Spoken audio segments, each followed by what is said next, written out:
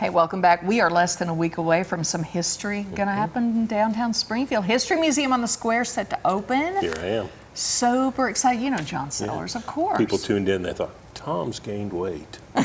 Tom looks a little bit different today. Hey, it's really good to see you. How many years has this been in the planning and building stages? Because that big building on the Square, you can't miss it. Yes. Almost 10.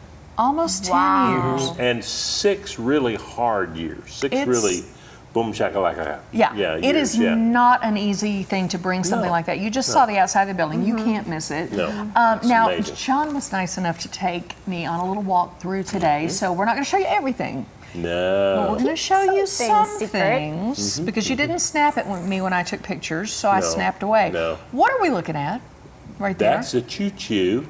Yes, it is. It is a big old choo-choo train. Big old, yeah, you see those people standing under it. That is a big old choo-choo depiction on the wall above the, going to be the gift shop. Yeah. That's impressive. Yeah. All right, so you really walk through history here. Yeah, Here's a teepee. You start with the Native American, and it just kind of flows through from Native American time. We talk about all the local tribes that passed through this area and how they were so dislocated. Some of the tribes, like the Delaware, came from the East Coast, and then they were relocated to Ohio and Indiana, and then they were relocated here. And every time they were moved, they were told that that was going to be their last destination. Yeah. That this was it. And each time the topography and the flora and fauna changed just a little bit, and the impact it had on them and their life, I mean, just even to today. Just never ending, really. No. You know, being in history class, you hear so many stories, and until you actually see things, it just doesn't come to life for you. It's pretty amazing. You don't really feel it what they really felt. is. Like this exhibit, this is about Jake Painter, one of the most famous gunsmiths in the Old West. Very few people know he was located on the Square here in Springfield. Really? Right here, and sold guns that traveled to the West Coast, to the gold fields. Many of the pistols that he made went to the gold fields. And I saw something about the Battle of Springfield. Oh yeah, some people don't even realize there is a Battle of Springfield. No. Yeah, actually, right? there was 2. Yeah, it was. This was a hotbed during the Civil War. Lots of contentious time, and we don't talk too much about the battles. We talk more about life in Springfield. Wilson's Creek is just the best in the world at doing that. We talk about what it was like to live here during that time when everybody was pretty well equally divided between North and South. I cannot imagine. I can't. I really can't. No, that would have been crazy. Now, there's a trolley that is more than a trolley, John. It is a time machine. It's like a Doctor Who's TARDIS, and we can travel through time. There are so many wonderful stories about this place we call home that we don't need a whole gallery to talk about. We don't have artifacts and all that, but they're wonderful stories. So this is a method we have to do that. We can do up to 100 different stories in there, and right now we've got 42 stories loaded in that TARDIS. You turn the wheel, you hit the button, and then this is what the Square used to look like back in the day. Yeah, this is what the Square looked like, and that's the back of somebody playing shoot 'em up on because the it's Square. interactive. Yeah, I love the interactive part of it. Okay, then now there is a whole deal about Route 66. Absolutely. I mean, there's also a whole floor. We're a tremendously significant part of the history of Route 66. Of course, the telegram that named the highway was sent from here. John T. Woodruff was a big prime mover in that effort.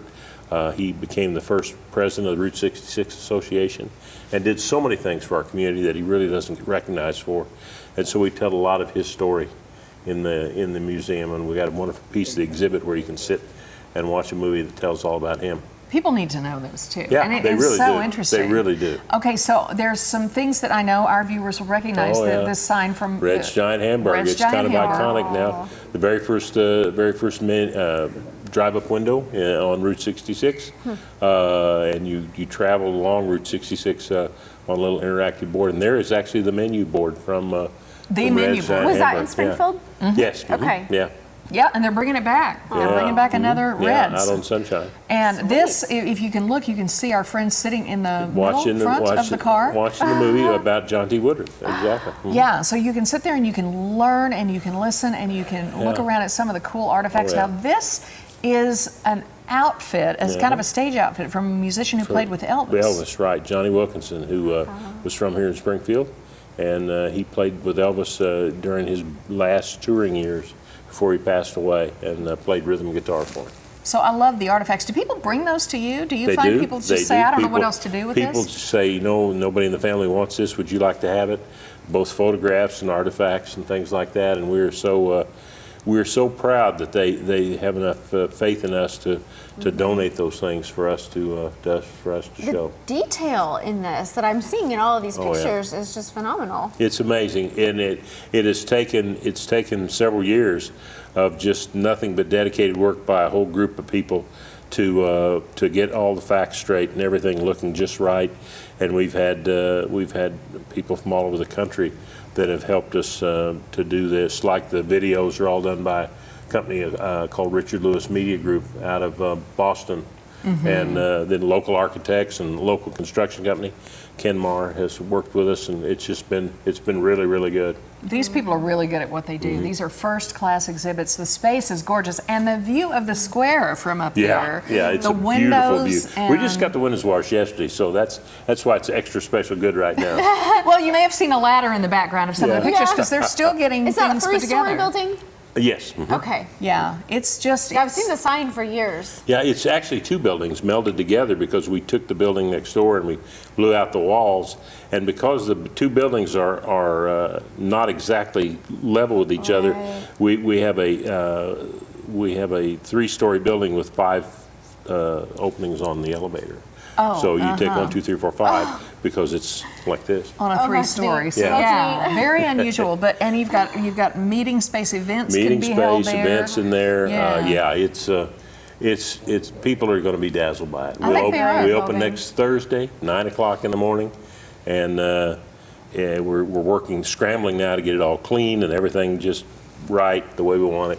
Well- so that next Thursday we'll crank it open at 9 o'clock and away we'll go. I know. Thanks for taking time to come over. Oh, I do happy to do appreciate it. I can always count on Very this guy. interesting. Anytime. You know me, I'm kind of, I'll just do this. I love it. I can always call on you. I just love that about you. All right. Absolutely. Thank you, John Sellers. All right. Happy to Up be here. next, it is time to take a ride, a really fast ride on Lake Taneycomo. Buckle up. We'll be right back.